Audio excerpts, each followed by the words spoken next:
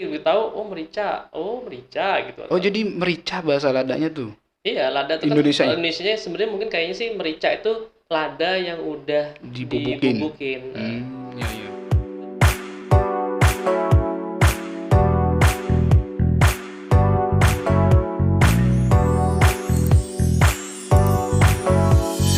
Assalamualaikum warahmatullahi wabarakatuh. Waalaikumsalam warahmatullahi wabarakatuh. Selamat datang di podcast Budi Pepen bagi Sobang. Siap. Dijemput tadi kayak nih. Jemput. Dijemput dijemput Pak Danil ya. Malam-malam ada orderan. Orderan apa ini, Bang? Biasalah. Biasa. Gawe siang malam. Bang Alpen. Ya, Manggilnya apa sih? Bang baik. Nggak masalah. Bang. Biar kelihatan muda. Banyak kan muda. Oh, ya ya ya ya. Bang sibuk apa nih begini, Bang? Sibuk banget. Sibuk banget.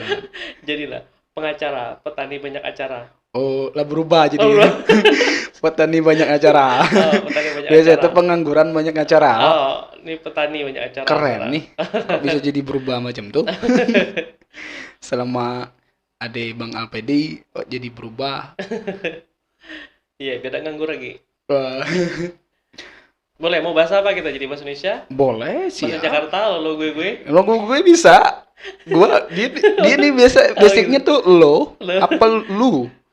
Biasanya kalau kita ini Kalau di Jakarta tuh emang kalau yang masih Betawi aslinya biasanya lu. lu, Tapi kalau udah yang agak-agak generasi selanjutnya udah low, oh iya iya iya.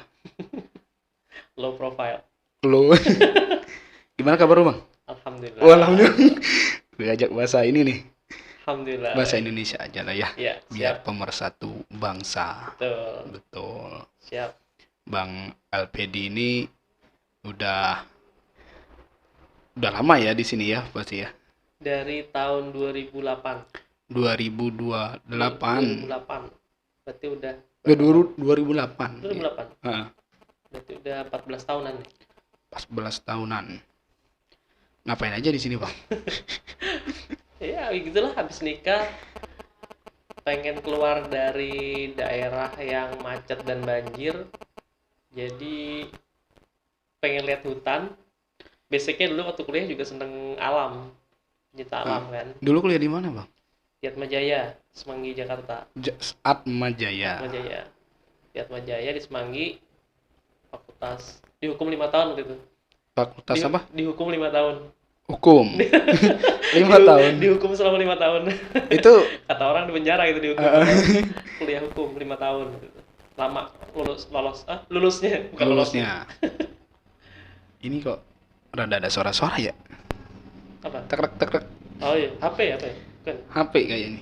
Oh, dia ini nggak nyamar gitu. Bahasa nyamar. Hmm. Bahasa dihukum 5 tahun. 5 tahun. Emang jurusannya tadi ambilnya emang ngambil hukum. Sebenarnya waktu habis lulus SMA nggak mau kuliah. Cuma karena kalau di Jakarta itu kan ibaratnya kalau di daerah nih kalau anak itu nggak di kuliah nggak lulus S1 itu ibaratnya kalau di daerah itu kayak anak nggak dikasih kebun, jadi nggak dikasih kesempatan hidup lah intinya gitu, jadi dikasih bekal. Nah, bekal bukan kesempatan hidup ya, bekal. Iya ya. Jadi bekalnya tuh harus S1 gitu. Waktu itu nggak mau kuliah, maunya langsung kerja. Jadi emang senangnya langsung kerja gitu. Jadi waktu itu nyari fakultas pun nyari yang paling mudah dan paling cepat lulus. Ada gitu. Makanya dapetnya hukum. Apa ya? Jadi hukum itu kan cuma baca doang gitu.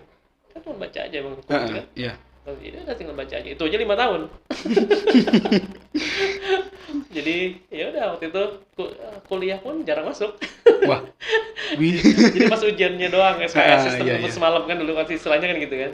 Jadi nongkrongnya bukan di kampus tapi waktu itu sempat di kalau deket Atmajaya deket Semanggi itu di Jakarta tuh ada namanya Ratu Plaza. Plaza. Ratu Plaza. Ratu Plaza. Ratu Plaza tuh kayak mall tapi isinya semua toko komputer. Iya ya, ya. Tahu-tahu tuh Jadi, biasanya. nah, gue kan suka dengan teknologi juga, suka dengan suatu hal yang baru sih dasarnya. Cuma teknologi juga suka. Jadi kerjaannya dulu tuh nongkrong di belakangnya toko komputer. Jadi belakang toko komputer tuh ada teknisi yang rakit komputer kayak gini kan. Rakit gabungan. Nah, teknisi gabungan gitu. Teknisinya toko-toko itu. Yeah. Nah, ketika ngerakit mereka di belakangnya kan, belakang toko kan. Nah, itu permisi sama teknisinya, permisi dong. Mau belajar komputer, ya udah lihat aja dia. Sampai akhirnya bisa ngerakit komputer sendiri. Akhirnya buka usaha itu lah, usaha pribadi lah. Usaha ngerakit komputer. Oh, rupanya nggak perlu jauh-jauh. Aku ya belajar komputer ada gurunya di sini. Udah lupa. Tapi masih lupa. Tapi kalau diajak bisa lah ya. Iya, harus penyesuaian lagi lah. Teknologi kan berubahnya cepat kan? Iya, betul. Kalau kita udah ketinggalan harus belajar lagi dari awal lagi. Gitulah. Jadi udah kan kuliah nih. Kuliah terus ketemu ibu gimana nih? Ketemu ibu waktu itu habis lulus kuliah, pernah kerja di beberapa bank swasta, keluar, akhirnya waktu itu kerja terakhir di penerbit buku. Biasalah kalau fresh graduate kan pasti tawaran yang menggiurkan itu fresh sales. Graduate penerbit buku. Jadi penerbit buku waktu itu buku dan Quran Syamil dulu yang terkenal tuh di Jakarta, Quran Syamil. Jadi kerja di situ 1,5 tahun waktu itu. Jadi sales and marketing lah di situ. Jadi kerjanya kan keliling tuh. Iya. Yeah. Nah, kebetulan waktu itu hari apa itu supir ekspedisinya yang biasa nganter-nganter buku tuh nggak masuk. Jadi gue lah yang gantiin waktu itu. Akhirnya nganterlah buku itu ke Depok. Iya. Yeah. Ke Depok, ke salah satu tempat di Depok. Nah, habis itu disitulah ketemu istri sekarang. Dia lagi kuliah, kemudian ada acara pameran apa-apa, ketemulah, mau ada pameran buku biasanya kalau di Depok dulu. Dia ketemu di situ lah.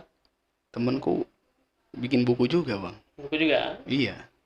Banyak kok sekarang teman kita juga sih. Ya. Pak Daniel. Iya, betul. Rupanya di sini nih. Ada yang penerbit buku. Iya. Pak Daniel gimana ya Pak Daniel?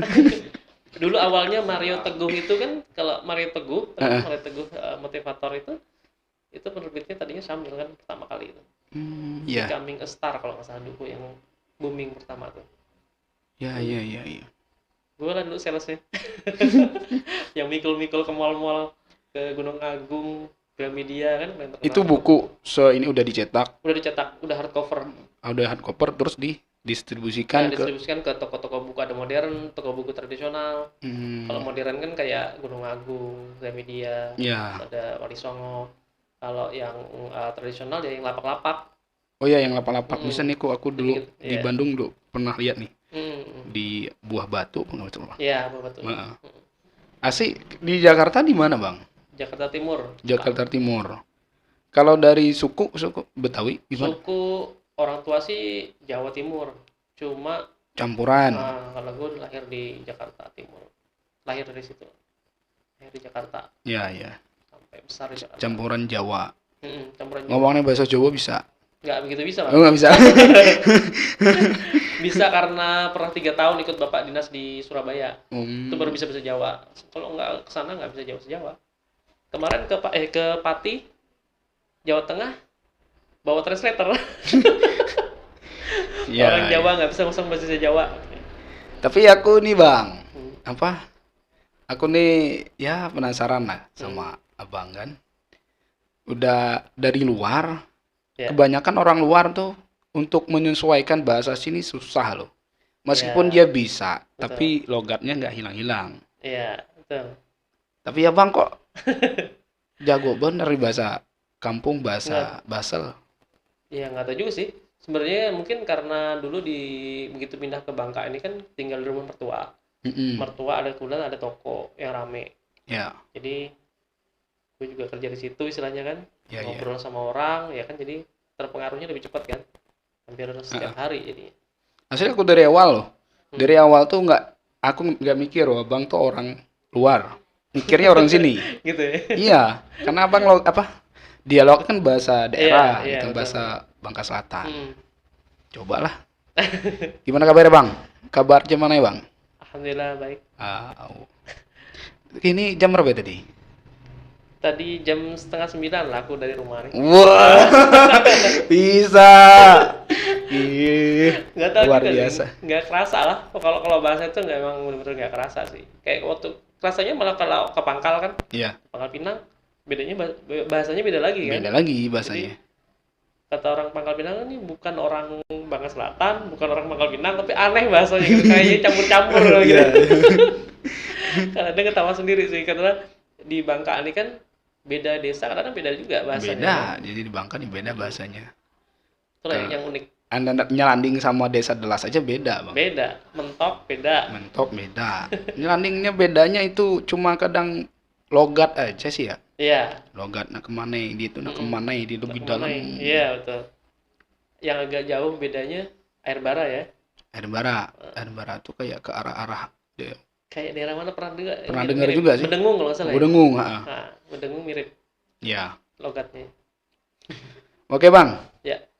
Apa sekarang nih kan dengernya lagi bangun sesuatu yang luar biasa lah, yang jarang dimiliki orang. Ya ada mungkin ya, kita belum tahu, belum gali ya. Tapi kalau pandangan aku yang sering aku lihat misalkan, jarang orang yang bikin kayak perusahaan atau gitu. Dengarnya kan lagi bikin ini kan, Bang udah jalan nih? Ya sebenarnya jalan-jalan nggak jalan lah. Jalan-jalan nggak jalan. Jadi apa ya, perusahaan ya maksudnya? Perusahaan ya, kecil lah, mikro namanya lah, apa ya? Nama kerennya perusahaan lah. Sebenarnya bukan mikro juga, nano. Mikro apa nano ya? Jadi awalnya dari UMKM sih, dari UMKM. Jadi kan waktu datang pertama kali ke Bangka ini kan justru melihat pesimisme masyarakat sini tentang lada ya. Iya, lada. Dulu pertama datang ke Bangka nih, apa yang di sini sih yang khasnya? Ini lada apa ya lada ya? Kalau orang Jakarta mungkin nggak tahu deh. Kalau gua dulu nggak tahu lada, taunya merica. Iya beda apa ya. Lada gitu tahu, merica gitu. Jadi merica bahasa ladanya tuh. Iya, lada itu Indonesia. Kan Indonesia sebenarnya mungkin kayaknya sih merica itu lada yang udah dibubukin. Iya. Kita taunya kan dari kecil kan di Jakarta merica gitu. Nggak tahu lada malah. Jadi baru disitulah tahu lada, tahu ini. Justru kalau dari masyarakat sini itu nggak usah nanam lada lah, banyak penyakitnya, banyak ininya, itu ya, banyak masalahnya istilahnya kan, intinya gitu. Oke, jadi waktu pertama kali ke Bangka nanamnya kan sawit. Gitu. Kalau sawit dari mertua lu juga katanya sawit lebih menjanjikan, gini nggak banyak resiko kecil segala macam. Ya udah akhirnya nanam sawit. Tapi begitu ke depan mulai tahun 2015 lah, mulai tertarik ketika justru kebanyakan orang mengeluh, kita justru tertarik gitu.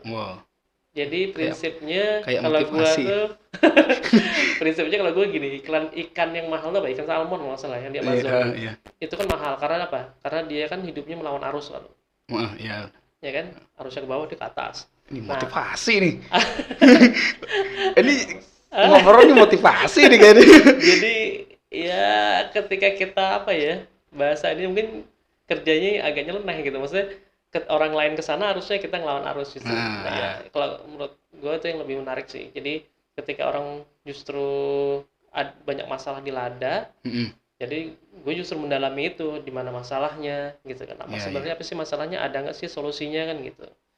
Jadi ya udah dari 2016, itu awal 2016 gue bentuk kelompok tani waktu itu. Kelompok di desa. Di Delas. Sebenarnya sebelum 2015 kayaknya jarang keluar ya. Dari 2008 sampai 2015 jarang keluar, jarang berinteraksi sama orang luar. Baru 2016 membentuk kelompok tani, mulai ketemu orang, mulai itu. Terus mulai kenal dengan dinas-dinasnya, dinas pertanian khususnya itu kan. Pertanian, perkebunan, segala macam, barulah mendalami sampai sekarang. Masih gigih di lada. Sedangkan banyak orang pribumi sendiri asli Bangka Belitung yang udah meninggalkan kan gitu. Ya, karena kalah sama ini. Sawit. Ya. Sawit resikonya kecil, untungnya besar kalau sekarang. Iya. Kalau dalam bahasa investasi itu low risk high return. Jadi risikonya kecil, keuntungannya besar. Itu kan dicari kan emang. Iya. Kalau orang-orang yang hidupnya memang prinsip hidupnya lebih mau yang resikonya kecil tapi untungnya gede, nah itu cocok memang sawit.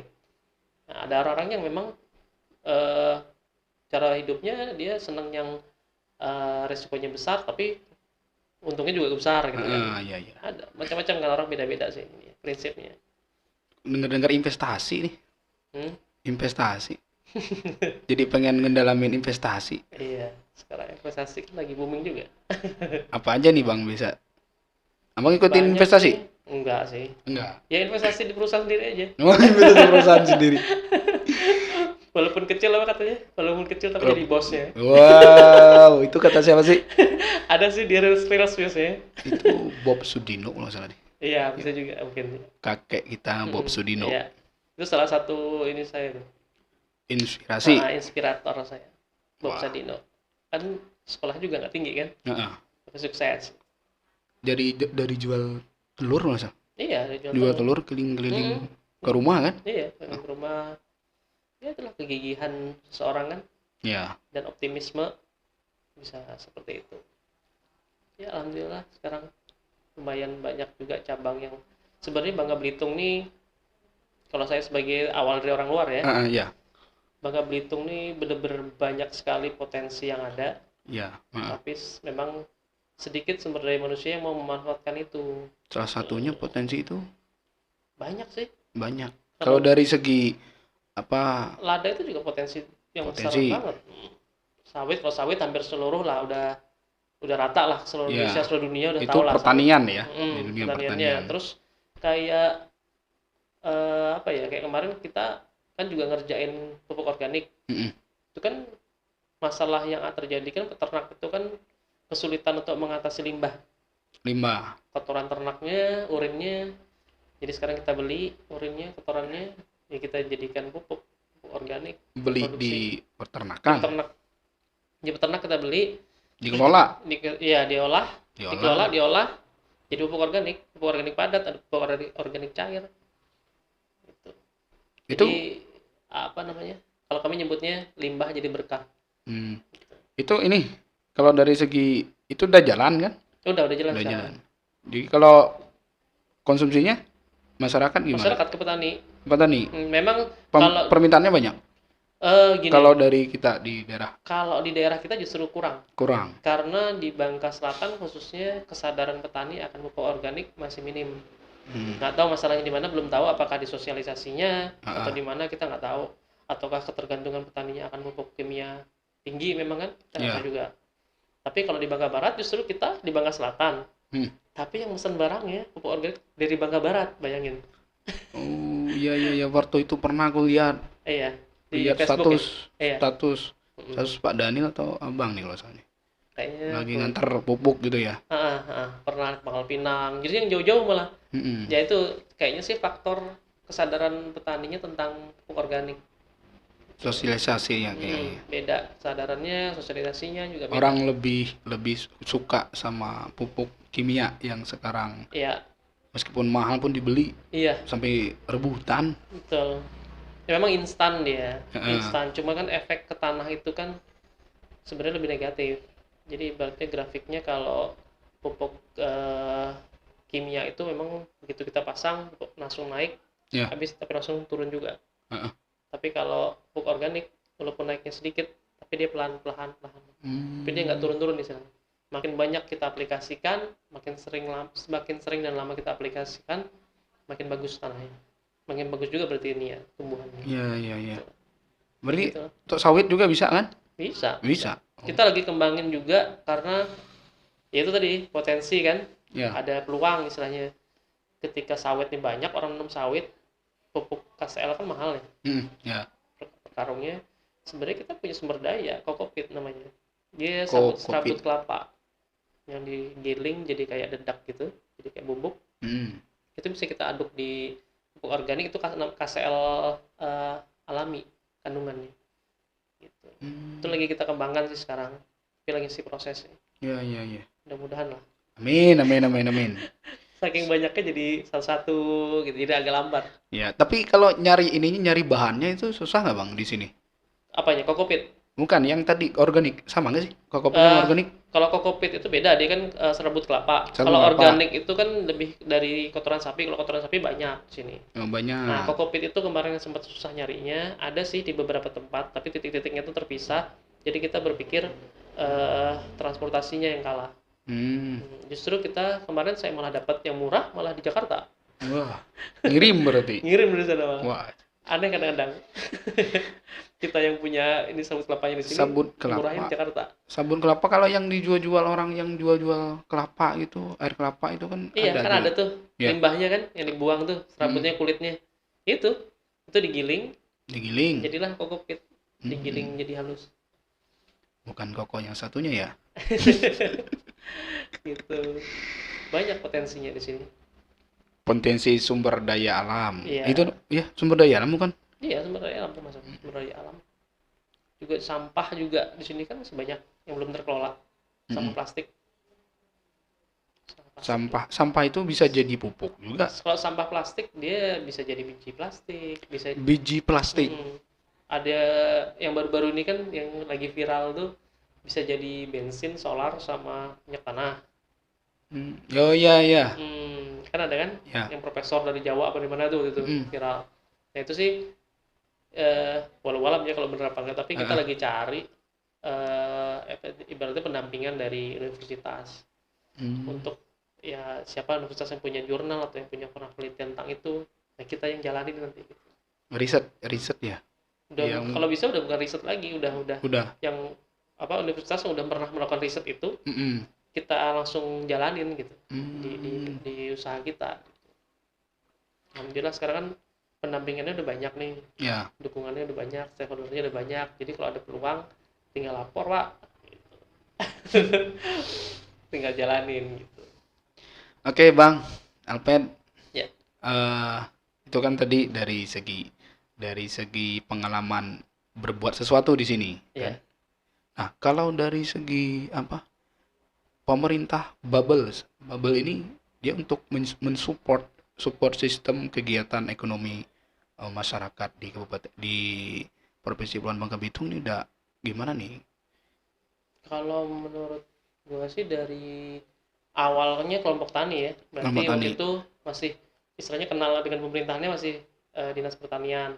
Ya. Udah support terus sampai sekarang kan makin banyak nih stakeholder dari pemerintahnya gitu. Jadi mulai ke dinas, karena kita udah bikin produk ada kayak gini, jadi kita mainnya ke dinas perindustrian dan perdagangan gitu kan. Terus mulai ke dinas koperasi UMKM. Support semua sih, dari pemerintah provinsinya juga support. Cuma memang yang sekarang ya kita namanya pemerintah provinsi, mungkin mereka juga terkendala dengan anggaran pastinya kan. Nggak mungkin kan.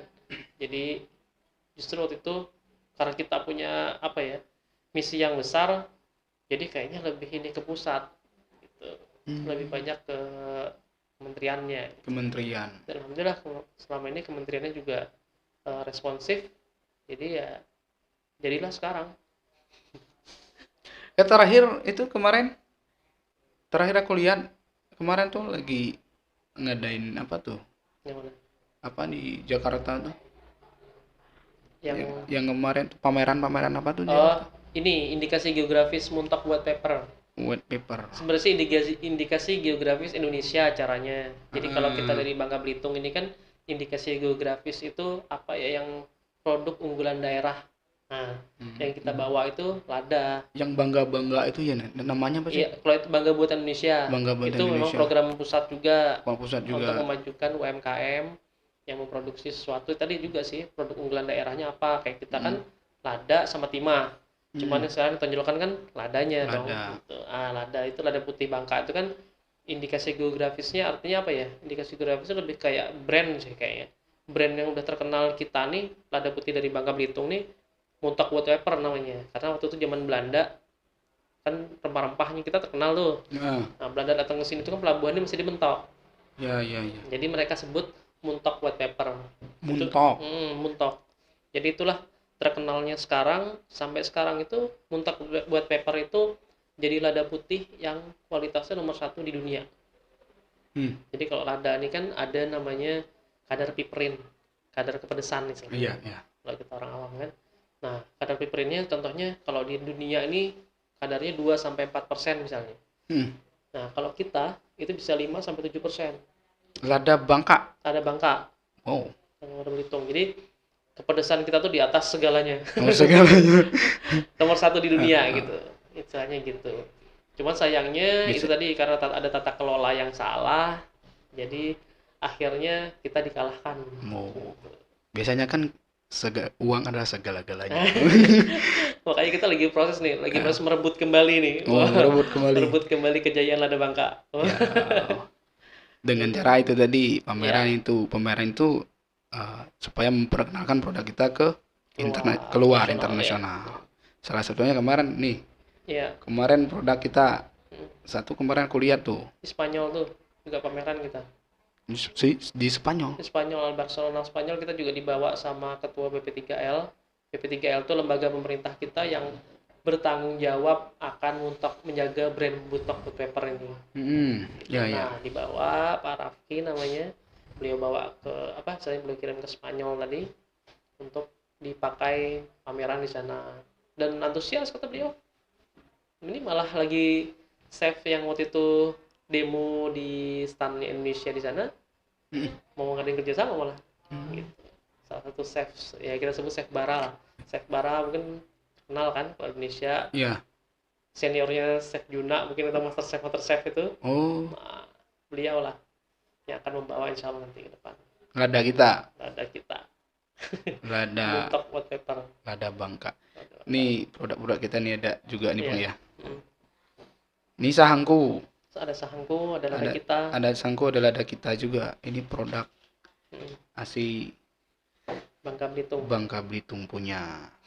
Nih 2 sama ini lada kita. Harusnya bangga sih kita. Bangga ya. Punya ini benar. Kalau gue anggapnya emasnya Bangka Belitung. Kalau di Papua kan punya emas asli itu. Emas asli. Kalau ini emasnya juga, karena harganya kan mahal. Iya. Gitu. Harganya ini mahal. Tapi sekarang tuh kan dia lagi kejar-kejaran antara sawit sama lada nih. Iya, betul. Sebenarnya kalau gue sih nggak pernah ngelarang memang petani. Gue pun juga nanam sawit kan. Ya. Cuma kalau bisa yang gue harapkan dari masyarakat Bangka Belitung itu lada jangan tinggalin gitu. Tetaplah paling nggak 500 batang. Iya. Sebenarnya gini, lada itu juga salah satu kesalahan kita adalah kita menanam terlalu banyak tanpa mengukur kemampuan kita untuk memelihara. Gitu kan. Nah kebetulan tahun 2017 gue diberangkatin Pak Gubernur ke Vietnam waktu itu kan. Abang? Ke Vietnam kan. Lihat sana gimana petani sana kok. Kan Vietnam sekarang nomor 1 kan. Iya. Padahal kualitas dia di bawah kita. Tapi memang produksi dia di atas kita kuantitasnya. Jadi seorang sana tuh berkebunnya mereka udah secara profesional. Maksudnya misalkan gue mau berkebun lada 1 hektar. Dihitung tuh beli lahannya berapa, bibitnya berapa, pupuknya selama 3 tahun sampai menghasilkan kan 3 tahun lah taruhlah. Iya. Untuk dari pertama nanam. Itu dihitung semua. Sistem irigasinya kan pakai irigasi tetes. Segala macam pakai sumber air, sumur bor. Itu dihitung semua mereka. Jadi mereka udah secara profesional, jadi mereka hitung tuh BEP-nya kapan. Iya. Jadi mereka udah kayak gitu. Kalau kita kan belum tuh. Iya. Kita belum gitu. Kita masih secara tradisional lah Iya. Nah, itu yang perlu kita adopsi ya juga kayak gitu. Dan mereka pun organik juga, 80% organik mereka di Vietnam. Pupuk ya. Organik, makanya kita adopsi lah istilahnya apa yang waktu itu kita pelajari di sana, kita adopsi di sini gitu. Padahal dulu mereka belajar ke kita loh. Vietnam ya? Iya, Vietnam tuh dulu belajar ke kita. Akhirnya mereka justru aplikasikan di sana, mereka yang berhasil duluan gitu. Sekarang kita rebut lagi kalau bisa. Abang sampai sejarah-sejarahnya hafal semua ya. Nah, kita pelajari semua. Cuma tahu nanam sahang. Betul. Tapi sejarahnya nggak tahu. Ini kadang pemuda ini kita harus tahu ya itu. Betul. Budaya kita ya tentu ya. Budaya kita lada itu. Tanahnya lah, tanah Bangka Belitung ini memang yang benar-benar punya keberkahan yang lebih lah. Jadi kayak cabai pun kalau ditanam di Bangka Belitung ini lebih pedas kan.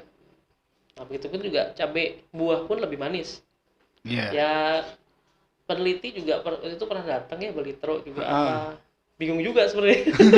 Ini tanahnya nggak, kalau dalam hitungan kesuburan nggak begitu subur juga sih, cuma kok tanaman yang ditanam gitu. Tapi kayak cabai itu kok pedes ya? Lebih pedes itu apakah karena kandungan logam apa gimana kita nggak tahu lah. Kalau kita kan bukan keahlian kita di situ kan. Itu gua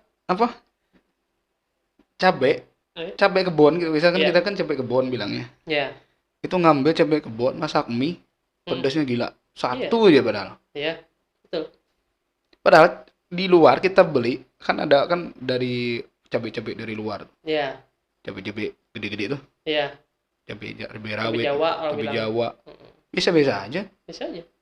Sedangkan cabai kita gitu. Lucunya gue pernah ngajak kelompok tani waktu itu ke Bogor, diundang ke Bogor. Ada pelatihan lah gitu. Iya. Mereka tuh makan cabai di sana. Kok manis cabainya katanya gitu. Hah? Kok manis gimana?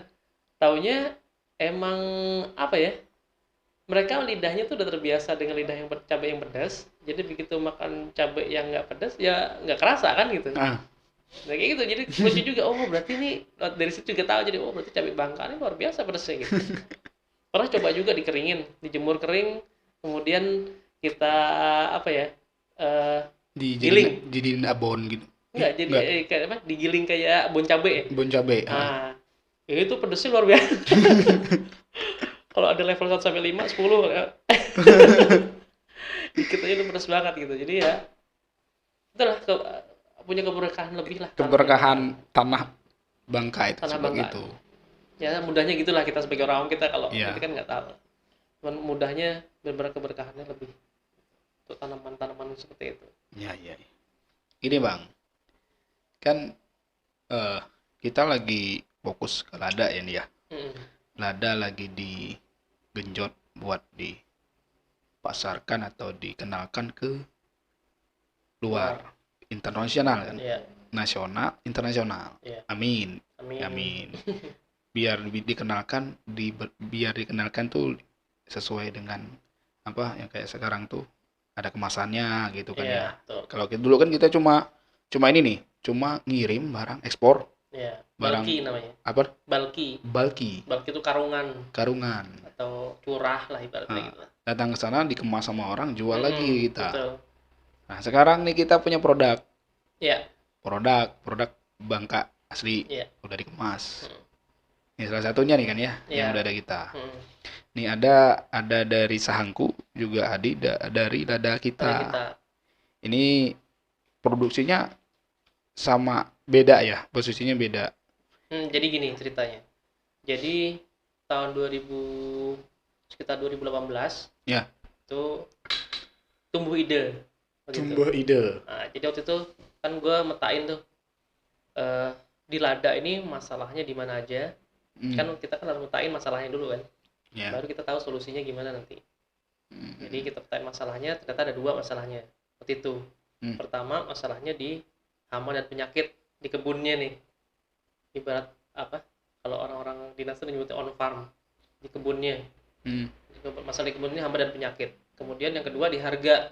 Waktu itu 2016 sampai 2019 memang fluktuatif banget harganya.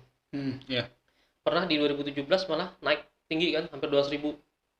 Itu ternyata kan Vietnam lagi replanting tuh, mereka babat semua batang ladanya, mereka tanam baru dengan teknologi pertanian yang baru. Gitu. Makanya waktu itu kan dunia kosong, harganya naik. Kan biasa lah itu prinsip ekonomi lah. Gitu. Nah dari situ gue tetap memetakan lada Bangka ini kenapa gitu. Ya pertama hama dan penyakit itu memang sebenarnya bukan tugas kita juga sepenuhnya gitu kan, tugas para peneliti sebenarnya. Cuman kita juga berusaha bantulah. Kenapa kita yang petani ini kan taunya di lapangan ya, nggak tahu teorinya, taunya prakteknya begini. Nah, kita mulai cari tuh sampai ke Bangka Barat sana, dan memang orang-orang Bangka Barat mereka lebih maju dari Bangka Selatan tentang teknologi pertaniannya. Karena apa sih itu kan? Ternyata di sana tuh lahan pertanian untuk lada tuh kecil. Jadi mereka ibaratnya gini deh gampangnya. Mereka tuh punya lahan cuma 1/4 hektar. Orang Bangka Selatan punya lahan misalkan 1 orang 5 hektar.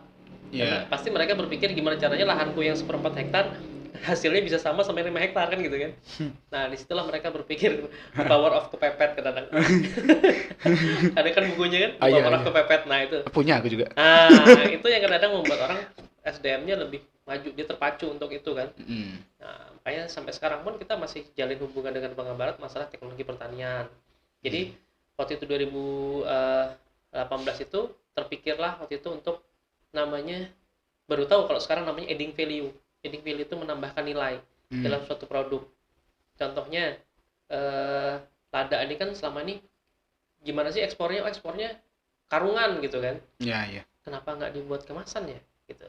Terus gue mulai ya riset pasar kecil-kecilan lah, tanya-tanya di luar negeri berapa sih harganya kalau yang udah dalam kemasan. Taunya jauh naiknya. Wow. Kadang-kadang ada yang sampai 400%, 700% naiknya. Wow. Jatuhnya per kilonya ya kalau kita hitung. Iya. Jadi kenapa nggak kita buat ini aja? Kan bisa, kan mudah. Iya. Adding value-nya nggak butuh teknologi yang terlalu canggih kan gitu. Nggak butuh apa istilahnya, ya nggak butuh apa-apa permodalan yang terlalu besar juga gitu. Yaudah, jadi gue coba bikin waktu itu di rumah dengan UMKM sendiri, ya udah bisa. Akhirnya bikinlah produk mulai. Kemudian lada kita ini produksi dari teman-teman BUMDesma. Waktu itu BUMDes bersama ya, terbentuk di 2017. Mereka gabungan berapa desa itu? Gabungan 4 desa waktu itu. 4 desa. Nah, jadi mereka nggak tahu mau ngapain. Mereka punya bantuan dari Kementerian Desa kan. Mereka di bawah Kementerian Desa. Nggak tahu mau ngapain dengan adanya ya temanya tetap lada. Ya. Waktu itu pemikiran mereka resi gudang kalau nggak salah. Resi gudang. Mereka mau buat resi gudang, cuman nah gue kan ada pemikiran baru tuh yang tadi bikin produk. Jangan resi gudang, kita bikin produk aja langsung. Jadilah gue direkrut di situ di BUMDesma untuk bikinin lada kemasan dengan merek mereka, lada kita. Gitu. Iya. Itu kayak gitu. Ya sampai sekarang sih alhamdulillah udah jalan, cuman ya ada kendala di birokrasi sama SDM lah. Gitu. Itu gabungan berapa 4 desa tadi? 4 desa. Salah satunya? Desanya Nyelanding, Deles, terus Air Gegas sama Air Bara. Gitu. Ya. Jadi kita pun sekarang akhirnya perusahaan gua sendiri, Izzah Global Indo namanya. Izzah Global Indo. Nah itu join produksi. Iya, jadi kita produksi di tempat yang sama, di tempatnya BUMDesma. Iya. Cuma waktu itu kita Izzah Global ini adalah nyumbang sedikit alat, mesin kayak gitu lah. Jadi supaya dipakai sama-sama lah gitu, intinya kan gitu. Terus gue pernah nanya, ini menyalahi aturan nggak sih kan gitu kan? Nanya ke Disperindak waktu itu, ke Disperindak Kabupaten. Oh enggak, justru itu bagus gitu. Maksudnya bahkan ada program dari Disperindak kalau namanya sentra industri. Jadi kalau misalkan contohnya kayak BUMDesma punya gedung nih, terus ada 10 UMKM yang produksi sama, cuma beda merek, produksi di tempat yang sama nih. Itu mereka punya program lagi untuk kasih modal atau kasih apapun yang tak terhingga. Jadi kalau mereka selama mereka mau maju dikasih gitu, mereka butuh apa gitu. Malah kayak gitu, maksudnya intinya nggak menyalahi aturan dan justru bagus gitu. Jadi ya udah biar membantu juga ya. Supaya sama-sama berkembang kan. Sekarang kan zamannya kolaborasi tuh. Nah kayak gitulah. Jadi kita kita jual produksi di situ, kita sama-sama produksi di situ. Collab. Oke Bang, gitu. Ini tadi kan produk ini kan ya, ada ladaku dan gitu. Juga lada kita, sahangku dan lada kita. Ini bedanya apa ya Bang? Kalau dari segi berdua nih, kalau bahan bakunya kan memang sahang kan, lada. Kalau semuanya sih sebenarnya sama, hanya beda di labeling aja. Cuma gini, yang sekarang lebih maju memang terus terang di sahangku, karena kita lebih banyak mempelajari pasar. Jadi pasar lokal kita pelajari, ternyata justru kalau menurut kita ya lebih susah kita bersaing di lokal.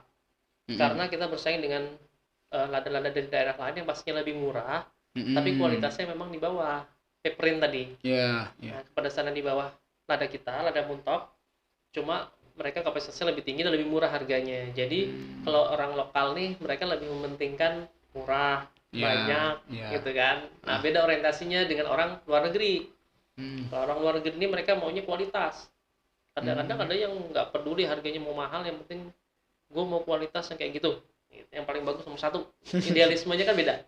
Orang luar negeri. Nah, jadi gue menganggap pasarnya lebih gampang diraih yang luar, karena kan gue udah punya barang bahan bakunya kualitasnya udah nomor 1, udah ada modalnya gitu. Tinggal ngembangin dikit-dikit aja gitu. Akhirnya kita kembangin, dan ini sahangku ini sebenarnya juga mereknya merek lokal tadinya, karena kita tadinya targetnya lokal kan.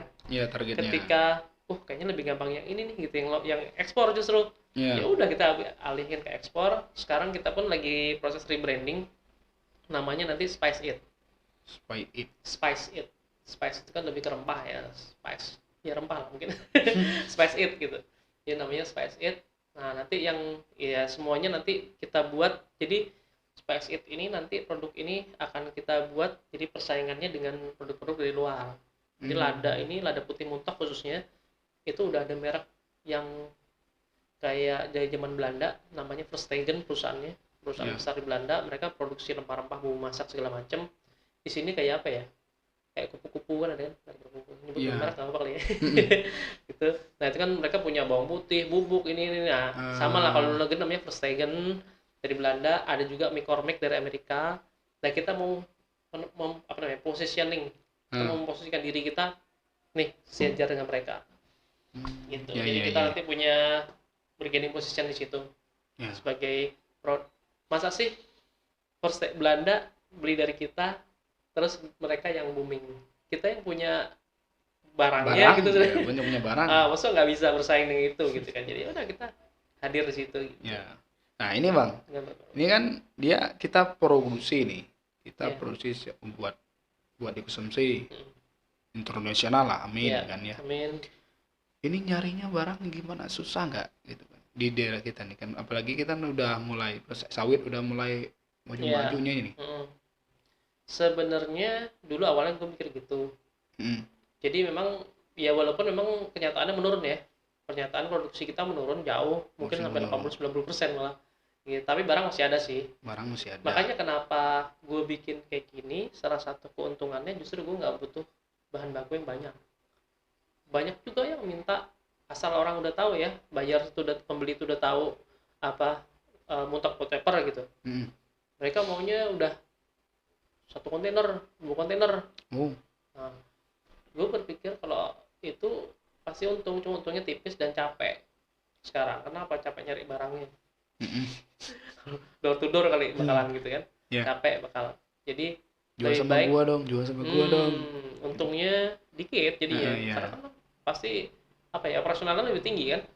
Kalau kayak gini kita cuman beli 1 karung udah jadi berapa ribu botol. Iya benar. Dan untungnya profit marginnya lebih besar kan. Iya. Gitu. Jadi modal operasional, modal tenaga, modal waktu segala macamnya lebih kecil. Iya. Ini Bang, apa kan produksi masyarakat soal lada tuh meskipun barangnya masih ada, tapi kan lah udah mulai nurun kan ya. Nah itu penyebabnya apa sih Bang? Masyarakat kok? Ya, penyebabnya sebenarnya tadi tuh, kalau di Bangka Selatan khususnya itu hama dan penyakit tadi. Hama dan penyakit. Kedua, harga waktu itu tidak tertolong kan, karena masih di bawah HPP hitungannya. Jadi harga kita di sini tuh masih di bawah ibaratnya apa ya, biaya operasional mereka berkebun. Katanya gede ya biayanya. Gede biayanya, makanya itu juga kita nih di Zat Globando kita perbaiki dari hulu sampai hilirnya. Dari mulai kebunnya kita perbaiki gimana caranya kita berkebun lada itu dengan modal yang sekecil-kecilnya. Salah satunya kan sekarang kita coba apa namanya, tegakan junjung tempat dia kerambat. Nah dulu kan pakai kayu tuh, kayu mati itu lebih mahal kan. Terakhir itu bisa 1 tahun sekali atau nggak sampai 1 tahun sekali harus diganti. Itu kan biaya. Iya Nah benar. sekarang kita ganti dengan junjung hidup. Jadi kayu hidup kita tanam. Kita pernah percobaan di Kapuk, Gamal, terakhir kita pakai pinang. Gitu. Nama ini ya, pohonnya. Nama pohonnya. Nama pohonnya itu terakhir kita coba pakai pinang. Jadi supaya ketika kita tancapkan, ya udah kita nggak ada biaya lagi untuk beli itu. Terus umur hidup lah istilahnya kan gitu. Pertama itu karena biaya terbesar waktu itu kita hitung salah satunya junjung tadi namanya. Tegakan dia untuk merambat. Kemudian juga pupuk. Nah pupuk kan makanya kita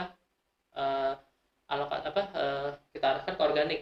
Karena organik lebih murah, lebih sustainable, lebih berkelanjutan, lebih aman, sehat tanahnya gitu, untuk lebih jangka waktu lebih lama gitu kan. Jangan pupuk kimia kan makin lama makin keras tanahnya, makin tandus lagi. Makanya akhirnya kita arahkan ke organik gitu kan. Jadi kita perbaiki dari semuanya lah. Dan sebenarnya nggak menurun juga, karena petani Bangka Barat sama Bangka Tengah sekarang juga justru menanam lada mereka tetap. Masih mempertahankan. Justru Bangka Selatan yang jarang udah mulai ini ke sawit semua ya, karena lahan di Bangka Selatan kan luas. Mereka lebih tertarik ke sawit ekspansinya. Kalau Bangka Tengah sama Bangka Barat mereka lahannya sempit tadi, jadi mereka menanam sawit tanggung. Ya, iya bener. Cuma seperempat hektar, cuma 25 batang. Ngapain gitu? Ngapain? Nah, sedangkan di Bangka Barat dulu pernah pakai pupuk organik yang sama yang kita produksi sekarang.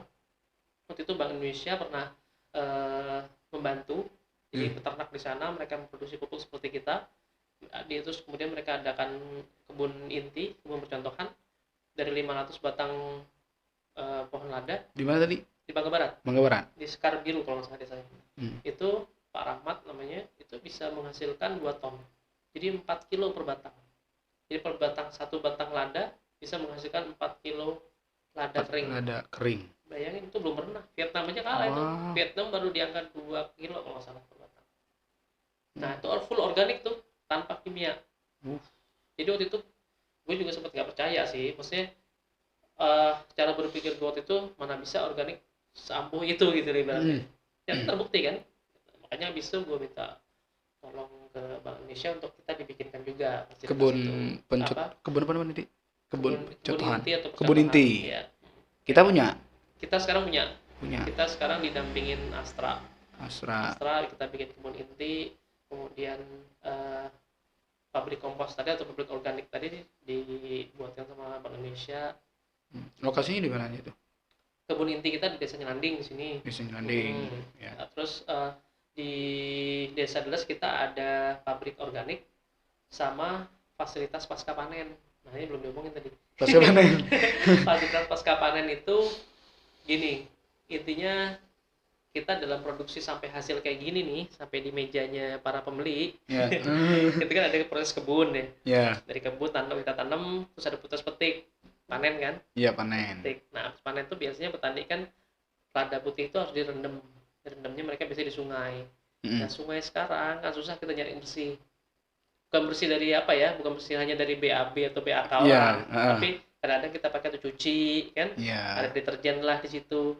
Artinya kurang higienis gitu. Nah, jadi kita di Desa Deles kita dibantu waktu itu sama Kementerian Pertanian, kita dibikinkan kolam rendam. Kolam rendam tuh kayak kolam beton dengan sumber air dari sumber bor. Nah, di situ ngerendam ladanya di situ.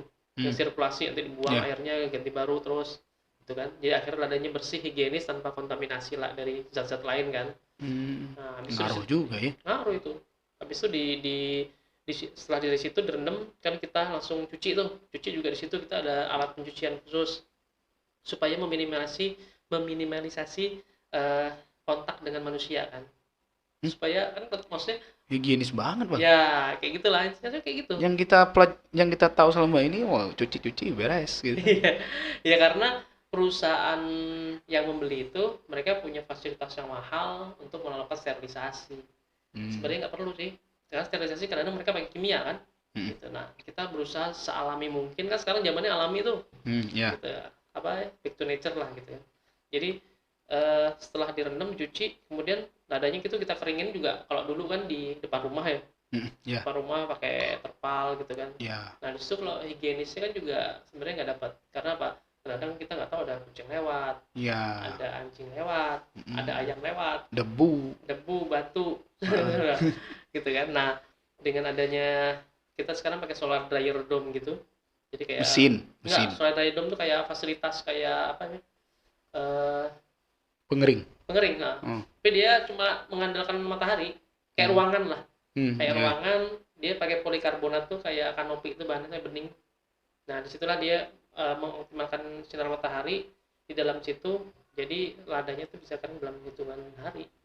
Kan dia kalau kita di luar rumah lagi nyemur nih, tiba-tiba hujan, harus kita beresin, debu masuk lagi. Panas, jemur lagi. Budaya kita mah kayak gitu. Dulu kan kayak gitu. Nah, udah itu campur-campur lah di situlah pokoknya kan, yang ngangkat yang ini segala macam. Nah, kalau dengan fasilitas itu kan enggak. Kita habis cuci, kita taruh situ, kita tinggal mau hujan, mau panas, besok udah kering. Kalau salah tuh ada kan mesin yang bisa langsung jadiin jadi butiran lada putih. Ada enggak? Maksudnya tidak habis dicuci? Enggak dicuci langsung ada nggak mesin kayak gitu? Ada sih, cuman kalau nggak salah mahal. Kalau nggak salah kemarin 2, sekian miliar lah, tapi paling kecil ini kapasitasnya. Ya nanti akan berpengaruh kalau kita punya mesin kayak gitu, ngaruh ke harga jualnya juga kan. Iya, pasti. Jadi kita yang minim-minim dulu kalau bisa gitu. Yep, Karena kan bersaing nanti di pasar harga kita kan gitu. Oke nih Bang. Ya. Nih Bang ya. Kan kita udah punya kebun inti. Ya. Punya kebun inti. Nah, itu kan itu kan proses kemana lagi habis itu tuh? Habis kebun inti. Sebenarnya gini, gue ceritain kan tadi lagi adanya pasca panen kan ya? Tadi pasca panen, ini balik sedikit lagi ke cerita tentang kebun inti tadi. Jadi kebun inti itu kita sekarang nih bukan tradisional lagi. Jadi kita udah mengadopsi yang namanya good agricultural practices atau cara bertani yang baik lah gitu. Cara bertani yang baik. Kurang lebihnya kayak Vietnam lah gitu.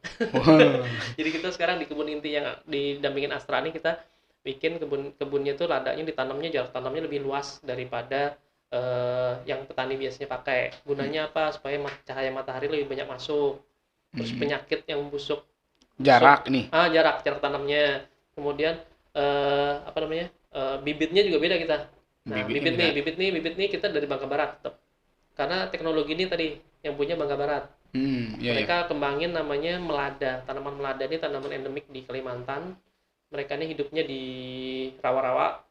Artinya mudahnya dia tanaman kayu yang tahan terhadap kelembaban tanah yang tinggi. Kalau lada biasa itu kalau dia tanahnya lembab, dia banyak kena penyakit, jamur, nematoda, segala macam, Lepidoptera yang terkenal. Nah, solusinya supaya akarnya ini kuat gitu. Jadi akarnya diganti sama tanaman melada tadi. Yang hidupnya memang di rawa, jadi kan ditahan tuh akarnya. Atasnya kita sambung dengan lada tadi. Bawahnya melada, atasnya lada. Gitu. Ditempelin. Ada namanya istilahnya dalam pertanian tuh ada. Melada. Udah banyak yang tahu belum tuh melada? Kalau di Bangka Selatan belum banyak yang tahu, tapi kalau di Bangka Barat emang dari sana asalnya. Sekarang udah mulai ke Bangka Tengah. Sebenarnya Bangka Selatan udah ada, tapi belum banyak. Itu yang jadi solusi tadi kan. Gue kan tadi bilang kalau gue lagi nyari masalah, terus saya nyari masalah, lagi menemukan di mana masalahnya, kemudian solusinya apa? Nah, solusinya udah ada nih. Jadi hama dan penyakit, solusinya tadi. Hama dan penyakit, solusinya tadi melada tadi. Gitu. Nah, sekarang tinggal harga tuh pastinya dengan pemasaran. Tadi salah satunya adding value, menambah nilai jadi produk jadi. Jadi kita jual keluar bukan karungan lagi, tapi udah jadi. Gitu. Ntar dulu udah jadi nih. Kan udah jadi. Mas dari masyarakat, dari pemasok, itu kemana lagi tuh? Kan kita kan punya ini ya. Ya. Pasca panen nih. Habis pasca panen tadi kan, petani itu kan punya barangnya nih, karungan nih. Karungan. Kita beli. Dari petani ini kita beli, khususnya petani yang kita udah punya datanya, maksudnya apa? Jadi sekarang nih di luar nih yang penting jadi perhatian orang luar nih juga asalnya tadi. Istilahnya mereka tuh asalnya sampai ke meja kita nih dari mana sih? Petaninya siapa sih? Itu istilahnya sekarang traceability, ketelusuran. Mereka mau tahu nih dari mana sih sampai di meja saya nih, prosesnya gimana? Nah, itu namanya traceability. Nah, dari situ kita punya namanya farmer database. Jadi kita data tuh semua petaninya siapa aja, lokasi kebunnya di mana, jumlah tegakan bagaimana, sampai istilahnya culture dia cara mereka berkebun itu seperti apa. Teradministrasi semua. Sekarang zamannya gitu, mereka minta seperti itu. Ya udah kita sekarang kerjakan itu untuk traceability tadi, data petaninya segala macam. Nah, petani yang terdata di kita itulah nanti yang akan kita beli lebih mahal. Gitu. Janji kita gitu. Karena apa? Keuntungan kita sebagai produsen yang barang jadi, kita berarti punya bahan baku yang terjamin nih. Kita tahu mereka cara petiknya bagaimana, mereka rendamnya di mana, mereka jemurnya bagaimana, sampai ke kita barangnya bagus dong. Iya dong. Iya kan, terjamin kan. Nah, pasti kita hargai dengan harga yang lebih tinggi kita beli. Nah, itu kita beli, kemudian kita produksinya di Airgegas. Gitu. Di Airgegas kita punya fasilitas tadi sama join sama Bumdesma tadi. Nah, fasilitas di sana walaupun belum canggih-canggih amat, cuma sekarang ya sedikit demi sedikit udah mulai maju. Bahkan di tahun 2022 ini kita juga dibantu Bank Indonesia sekali lagi untuk bikin rumah produksi yang standarnya internasional. Rumah produksi standarnya internasional. Bukan nasional, internasional. Nantinya. ada sertifikasi keamanan pangan atau istilahnya food safety. Jadi kita ada ngejar sertifikasi food safety keamanan pangan, itu namanya HACCP, orang nyebutnya HACCP. Kepanjangannya Hazard Analysis and Critical Control Point. Jadi intinya di situ nanti tuh benar-benar detail, kita harus bagaimana mengelolanya, terus orang masuk ke dalam ruang produksi itu nggak sembarangan, dan termasuk alat-alatnya itu ada standarnya semuanya higienis semua.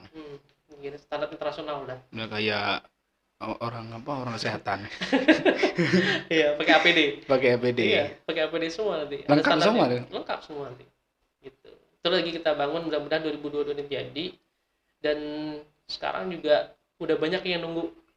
Maksudnya kita juga udah ada kerjasama juga dengan SIPO dari Swiss Contact, salah satu NGO.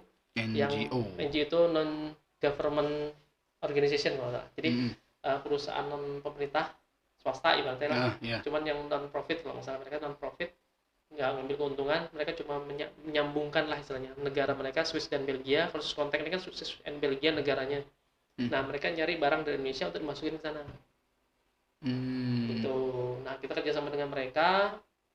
Yang mudah-mudahan setelah tahun 2022 ini bisa membuka pintu ke Eropa sama Amerika. Amin. Sebelumnya pernah kirim sampel ke Korea. Korea udah masuk, karena Korea persyaratan nggak terlalu tinggi ya, nggak perlu sertifikasi yang gimana nggak perlu. Iya. Kalau di Eropa sama Amerika, tapi Eropa sama Amerika ini sebenarnya target pasar utamanya untuk food paper. Karena mereka pemakai kita yang paling besar ya angkanya istilahnya. Mereka kan ada cuaca dingin tuh. Nah, daerah cuaca dingin itulah biasanya pembeli potensial kita. Iya. Karena mereka butuh lada itu yang menghangatkan. Paper ini makin tinggi makin hangat kan. Jadi kadang-kadang lada ini kan kalau kita cuma bumbu masak. Kalau mereka kan udah kayak jadi pasta, jadi apa. Hampir semua makanannya kalau musim dingin pakai lada. Minumannya pun bisa dicampur lada. Supaya badannya hangat. Iya. Itulah. Kayak cinta harus dihangatkan. Kalau lebih seperti itu. Bang, tadi kan itu kan terkait produksi. Kalau pemasarannya untuk tadi kan kita udah jelasin taraf internasional seperti ini. Kalau untuk pemasarannya dari dalam negeri gimana tuh? Kalau pemasaran dalam negeri sih kita nantinya paling ke toko-toko modern lebih kena sih sekarang. Lebih kena. Daripada kita ke pasar tradisional kan, kita lebih menyentuh pasar sekarang banyak tuh kayak Indomaret, Alfamart kan. Itu kan orang lebih dekat sama rumah, lebih ini, jadi lebih dekat dengan dapur pembeli. Biasanya nanti kita pasarkan ke sana sih, kayak Transmart kayak gitu, toko modern lah istilahnya. Kalau misalkan inovasi terbaru, misalkan kalau dari pemasaran, misalkan bikin platform apa gitu. Online banyak sih, kita udah malah kita justru lagi kesulitan di situ karena SDM kan. Kita kan cuma sedikit SDM ini. Jadi marketingnya tuh mulai kewalahan karena sekarang banyak platform kayak gitu, platform e-commerce ya namanya, marketplace kayak gitu. Jadi kayak Shopee, Tokopedia itu kayak gitu sekarang semua udah banyak banget. Ada Padi UMKM, ada lagi. Banyak pokoknya deh. Satu HP bisa penuh. Jadi memang harus ada satu orang khusus yang dengan satu device khusus yang memang kerjanya jualan di situ, ngawasin toko. Jadi kalau zaman dulu kita kan kalau jualan tuh ruko Iya. Kalau sekarang kan HP, tokonya di HP. Banyak gitu. Toko bisa di sini bisa buka cabang. Murah lagi, nggak kontrak. Ada sih yang berbayar emang, cuma kan kalau kita UMKM pertama sih yang gratisan dulu. Gitu kan. Tadi aku lihat kemarin tuh ada lihat status ya. Lihat status. Bukan lihat status temen. Pak Daniel. Iya. Dia kan ini kayak bikin status link gitu. Iya. Pas aku buka rupanya tuh platform. Iya. Itu baru bikin, gimana tuh? Baru bikin. Jadi kan pemerintah sekarang banyak tuh, mereka bikin adanya Padi UMKM, e-katalog itulah banyak sekali. Banyak sekarang, kalau ada yang swastanya pun ada yang Made in Indonesia, mereka punya platformnya. Terus maju. Banyak lah pokoknya sekarang. Jadi Globalindo gimana? Kita pasti milih kira-kira mana yang potensial, tokonya juga kan aplikasinya tadi, platformnya. Tapi kalau platform Izza Globalindo sendiri punya website, kita ada. Cuma dia tetap kita sekarang menyebar jala sebanyak mungkin, cuma kan di tempat-tempat yang potensial juga. Website ini kan untuk kita bisa promosi juga untuk Promosi dari juga. Zagoblindo. Tapi dari sisi lain kita juga usaha untuk bisa menyebarkan produk-produk kita gitu kan ya. Salah satunya kan kalau kita jualan ini kan juga membuat calon pembeli ya, belum pembeli. Calon pembeli itu aware tuh apa ya? Tahu gitu. Oh, ada produk ini. Oh, manfaatnya ini. Kan gitu. Oh, jadi mengenal lebih jauh tentang produk kita.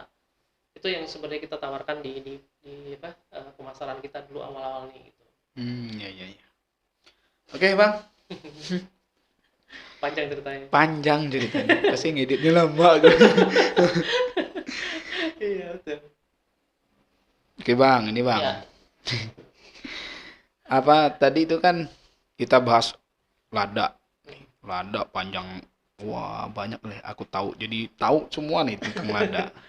Tapi di Bubble sendiri Bang, khusus di Bubble yang bisa selain dari lada itu produk apa aja Bang? Sebenarnya banyak sih. Banyak ya. Banyak. Kalau yang bisa kita sandingkan ya, jadi gini, salah satu juga usaha kita untuk membuat petani itu lebih sejahtera. Kan ibaratnya dulu kita cuma berkebun lada aja gitu. Sekarang ini namanya tasela, tanaman sela lada. Tasela. Oh, ada tanaman sela lada. Ada gaya. Nah, tasela ini bisa macam-macam sih. Tapi yang pastinya tidak mengganggu tanaman lada kan. Iya. Nah, salah satunya kita kan tadi kan jarak tanamnya udah jauh tuh. Iya. Bisa kita tanamin jahe, dan segala macamnya, umbi-umbian kan, yang nggak mengganggu tanaman lada, artinya nggak terlalu tinggi, nggak gimana kan. Nah, itu bisa kita tanamin di situ. Jadi kita selagi kita menunggu lada itu panen, kita memelihara lada, kita juga dapat apa ya? Selain tanaman sela, penghasilan sela juga. Iya. Nah, itu juga kita juga lagi kembangin di Zagoblindo nantinya. Kita akan beli juga tuh tanaman sela, maksudnya kayak kunyit, jahe. Itu kita beli, kita keringkan, kita juga ada fasilitas pengeringan kan.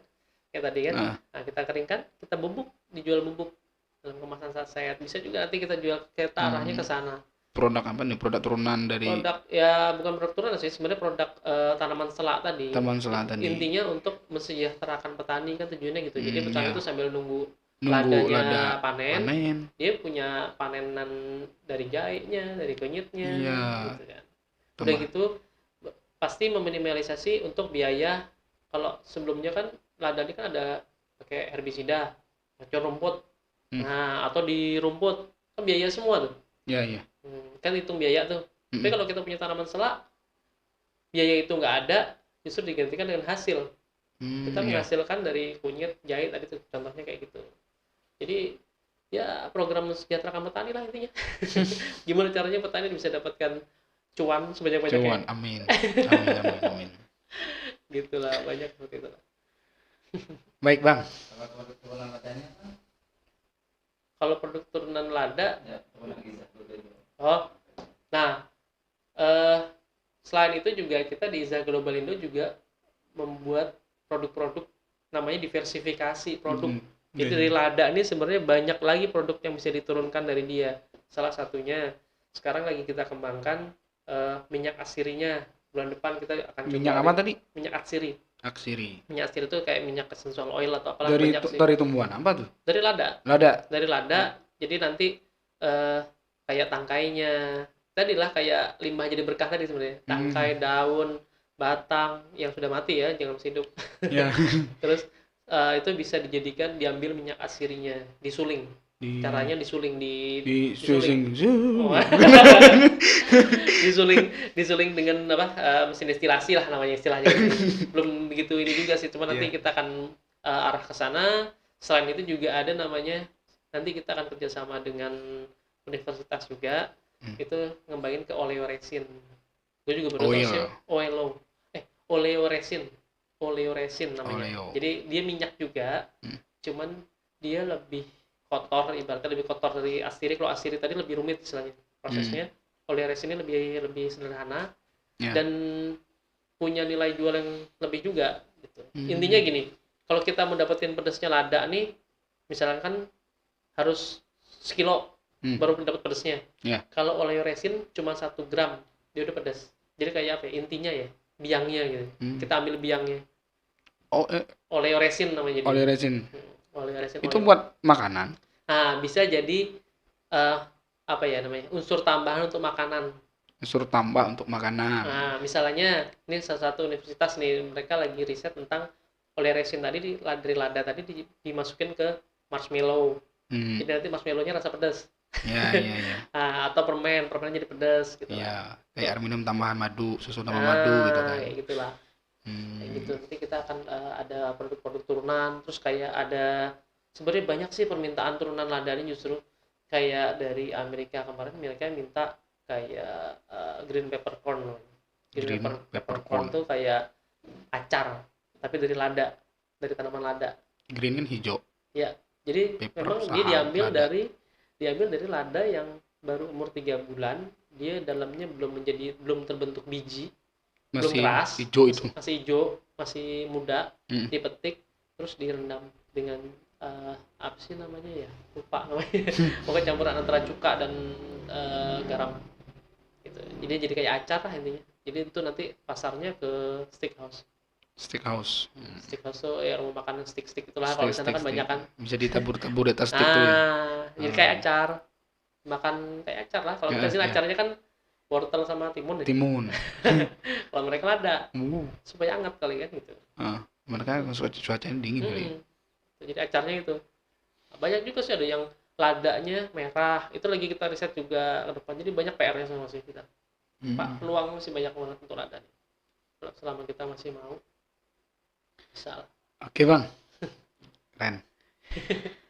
Baik, ini untuk ya udah semuanya diulik-ulik nih lah. Ya. Harapan ke depan nih untuk masyarakat. Tentunya ya gimana lah untuk masyarakat lah intinya. Untuk bubble. Ya.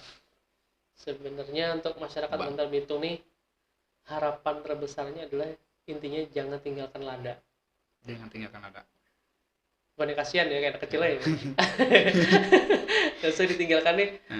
Bolehlah berkebun apapun untuk petaninya ya khususnya. Tapi jangan tinggalkan ladanya. Tanamlah tetap lada. Karena itulah jati diri Bangka Belitung, harga diri segala macam istilahnya kayak saya dengan PPTKL sekarang tuh lagi benar-benar memperjuangkan itu, mengembalikan jati diri kita selain dengan muntak white papernya gitu kan yang selama ini sudah diambil ya betul. Jati diri, harga diri Bangka Belitung tuh di muntak white paper.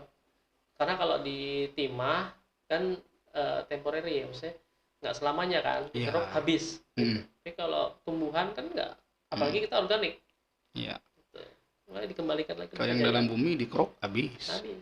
Kalau yang ditanam tumbuh terus. Iya. Apalagi organik. Makin lama makin banyak, makin subur. Gitu ya. Seru. Nah, jadi gitu. Intinya seperti itulah. Ya. Jadi gitu kawan-kawan semuanya. Jadi apa tadi bang? Tanamlah lada, jangan tinggalkan lada. Jangan tinggalkan lada, tinggalkan mantan aja. Move on. Oke bang, cukup aja nih bang ya. Siap. Tapi udah banyak alhamdulillah. Makasih udah aku untuk diriku sendiri udah dapat pengetahuan lah dari sosok Bang Alpedi gitu kan. Salah satu pendiri Pegiat Lada Globalindo, Izzah Globalindo, CV Izzah PT. Suhu nih. Udah PT rupanya. PT kecil. Nanti besar benar. Amin. Bukan CV lagi nih. PT kelasnya. Cita-citanya besar. Amin. Semoga jadi perusahaan yang perusahaan yang dikenal masyarakat Bangka Belitung, masyarakat Indonesia dan internasional. Oke bang. Siap. Makasih sebelumnya. Yap. Udah ya kali ya. Udah siap, panjang nih kayaknya. Buat masyarakat Bangka Belitung atau petani lada dimanapun berada yang mau tahu lebih jauh tentang lada putih Bangka Belitung atau mentok white paper mengenai metode bercocok tanam secara modern atau produksi kemasan, silakan berkomentar di bawah ini. Assalamualaikum warahmatullahi wabarakatuh.